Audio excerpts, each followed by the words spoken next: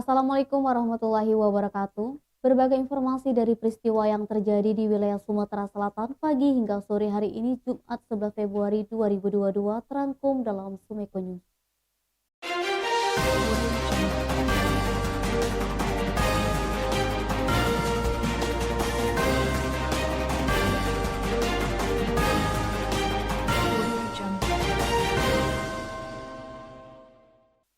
Gubernur Sumsel Herman Deru menegaskan pemerintah daerah siap saja membantu memasarkan produk dari PT Semen Batu Raja Tbk.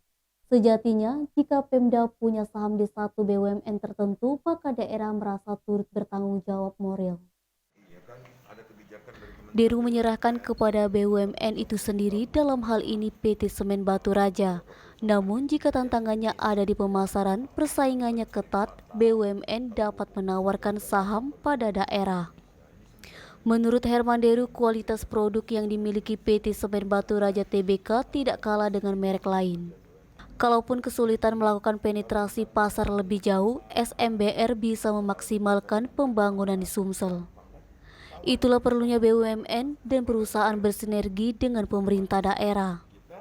Sementara Kepala Dinas ESDM Sumsel, Hendriansa mengatakan, hanya PT Semen Batu Raja yang belum masuk dalam holding PT Semen Indonesia. Secara manajerial nantinya PT Semen Batu Raja tak akan berdiri sendiri jika masuk holding. Berbagai keputusan dan kebijakan nantinya akan berasal dari holding. Semen Batu Raja belum bergabung karena belum diajak. Hanya saja keinginan Gubernur Herman Deru seperti PTBA ada saham yang bisa dimiliki Pemda dalam holding tersebut kalau go publik. Soal pendapatan daerah tetap tergantung dari produksi yang dihasilkan. Misal berapa banyak batu kapur yang dipakai untuk produksi semen, itulah pajak royalti yang dibayarkan untuk dibagi hasilkan ke daerah. Persaingan antar perusahaan semen yang tergabung dalam holding itu akan mengikuti mekanisme pasar karena sudah perdagangan bebas, termasuk dengan produk impor dari luar. Dengan masuk ke holding, Semen Batu Raja bisa memaksimalkan produksinya yang saat ini belum maksimal. Bisa di-upgrade dan ditingkatkan lagi, termasuk dalam ekspor produk, ekspansi bisa makin luas. Edi Handoko, Sumeko TV melaporkan. Maraknya remaja yang meresahkan masyarakat akhir-akhir ini dengan melakukan sweeping menggunakan senjata tajam memantik perhatian Komisi 5 DPRD Provinsi Sumsel. Wakil Ketua Komisi 5 DPRD Provinsi Sumsel, Mas Agus Saiful Fadli mengungkapkan, segerombolan remaja yang telah meresahkan masyarakat belakangan ini secepatnya harus diatasi. Tentunya hal ini harus ada kolaborasi antara masyarakat dan aparat keamanan. Wakil Ketua Komisi 5 DPRD Provinsi Sumsel, Mas Agus Saiful Fadli mengatakan, masyarakat hendaknya kembali menghidupkan Siskamling, sehingga kekuatan dari masyarakat ini dapat menjadi salah satu benteng terhadap tindak kejahatan di lingkungan masing-masing. Pihak aparat keamanan hendaknya lebih masif dan menggalakkan razia, seperti yang dilakukan dulu dengan mengadakan patroli rutin ke daerah yang menjadi titik rawan tindak kejahatan. Patroli yang sebelumnya sudah dilakukan akan sangat membantu mencegah adanya tindak kejahatan khususnya di malam hari. Fadli juga mengingatkan peranan orang tua yang sangat penting dalam hal ini. Banyak aksi yang dilakukan belakangan ini berasal dari anak-anak yang putus sekolah sehingga mereka melakukan hal yang negatif. Kepada orang tua yang memberikan kendaraan kepada anaknya yang belum cukup umur untuk mengendarai sepeda motor hendaknya dapat dicegah. Fadli mengapresiasi kinerja aparat kepolisian yang telah mengamankan beberapa remaja yang terlibat dalam hal ini. Dengan semangat kinerja kepolisian yang luar biasa, diharapkan kejahatan kriminalitas di Sumsel dapat semakin berkurang.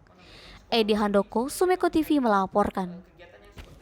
Mengantisipasi penyebaran nyamuk demam berdarah, Pemkab Ogan Ilir melakukan pengasapan di Kompleks Perkantoran Terpadu Tanjung Senai Jumat 11 Februari pagi. Sekretaris Daerah Kabupaten Ogan Ilir Muhsin Abdullah mengungkapkan pencegahan penyebaran nyamuk demam berdarah harus dilakukan sedini mungkin. Sekretaris Daerah Kabupaten Ogan Ilir Muhsin Abdullah mengatakan demam berdarah tidak bisa diprediksi. Muhsin sudah mendapatkan laporan bahwa ada beberapa warga yang terjangkit demam berdarah. Untuk itu menghimbau kepada warga supaya selalu menjaga lingkungan. Jangan sampai nyamuk Aedes aegypti berkembang biak. Eti, Sumeko TV melaporkan.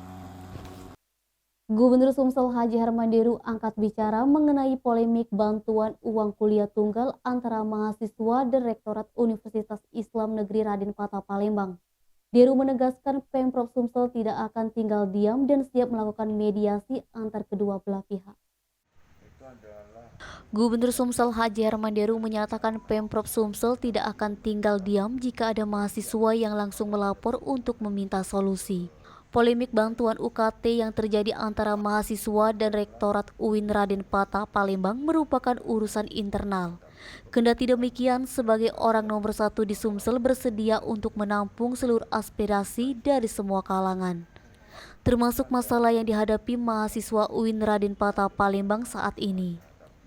Deru mengungkapkan jika dikarenakan pandemi COVID-19 maka hal tersebut masih bisa dibicarakan secara internal dan bisa dibantu seperti pada tahun sebelumnya. Sebelumnya kebijakan bantuan pemotongan uang kuliah tunggal bagi mahasiswa UIN Raden Patah Palembang dikabarkan menuai polemik. Edi Handoko, Sumeko TV melaporkan. Satu tersangka pencurian handphone milik korban Kemas M. Sazili, 41 tahun warga Jalan Mujahidin, Kelurahan Talang Semut, Kecamatan IB1 Palembang, berhasil diringkus unit Ranmor Satreskrim Polrestabes Palembang, yakni Reno Karno alias Rian 39 tahun, warga desa Tanjung Dayang, Kelurahan Indralaya, Kecamatan Indralaya Selatan, Kabupaten Ogan Ilir Sumsel ini diamankan di rumahnya Kamis 11 Februari. Sekitar pukul 19.00 waktu Indonesia Barat. Selamat malam komandan, mohon izin. Kasat Reskrim Polrestabes Palembang Kompol Triwahyudi menerangkan pencurian di parkiran rumah makan MR Koki Fried Chicken tepatnya di Jalan Radial Kelurahan 26 Ilir Kecamatan Bukit Kecil Palembang Ahad 6 Februari sekitar pukul 19.00 waktu Indonesia Barat. Awalnya korban datang ke tempat kejadian perkara dengan mengendarai motor dan langsung memarkirkan motornya. Korban lupa mengambil satu unit handphone merek Realme C11 yang diletakkan pada dashboard motor. Setelah ingat dan ingin mengambilnya, ternyata sudah hilang. Akibat kejadian ini, korban mengalami kerugian sekitar 1,4 juta dan melaporkan ke Mapolrestabes Palembang. Atas laporan tersebut, polisi melakukan penyelidikan dan akhirnya satu pelaku berhasil ditangkap di rumahnya Kamis 11 Februari, sekitar pukul 19.00 waktu Indonesia Barat.